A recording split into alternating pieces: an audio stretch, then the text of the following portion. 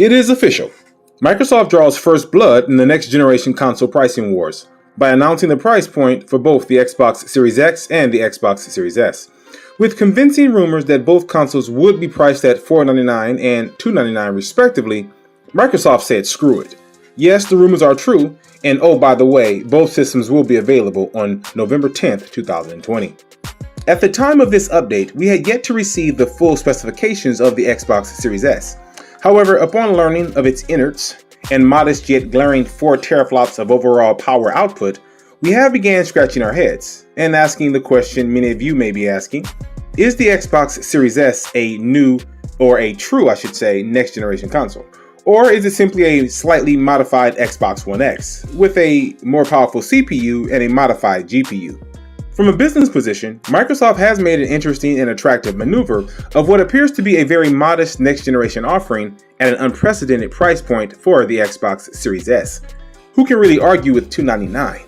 From the position of most casual gaming consumers who may or may not be caught up in all of the pissing contests of the console war pricing, $299 certainly has a seductive way of getting your early buy-in. And believe it or not, Microsoft also offers a financing plan for both systems, allowing customers to pay for either console over 24 months. So for the Xbox Series S, you will pay $24.99 per month, while the Xbox Series X will run you about $34.99 per month. Included with this financing plan, Microsoft is also adding Xbox Game Pass Ultimate, as well as EA Play, which also allows you to download or stream more than over 100 games on your Xbox system or PC. This deal also includes xCloud, the video game streaming service, as well. Nintendo seems to be on the move with the new Nintendo Switch, as the latest reports are swirling that Nintendo has been prepping their development partners to get ready with 4K ready games. Assumptions that a new Switch device is on the way has been in the talks for some time, as early as first quarter of last year. Speculation at the time sounded off with rumors that Nintendo was in the lab cooking up 2 new consoles. However, Nintendo fans should not get their 4K hopes up just yet, at least not for the remaining part of 2020. We are certain that if Nintendo does launch their new hardware, their launch approach would be very similar to the launch of the Switch, allowing both Sony and Microsoft to fight it out during the upcoming holidays.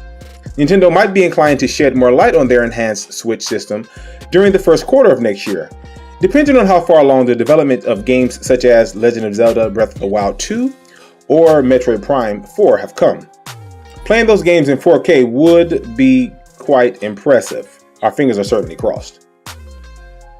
Today, Ubisoft has finally made it official that Assassin's Creed Valhalla will launch on November 10th, and impressively will run at native 4K 60 frames per second on the Xbox Series X. Ubisoft also announced that Watch Dogs fans can expect to get their hands on Watch Dogs Legion as early as October 29th, just before Halloween.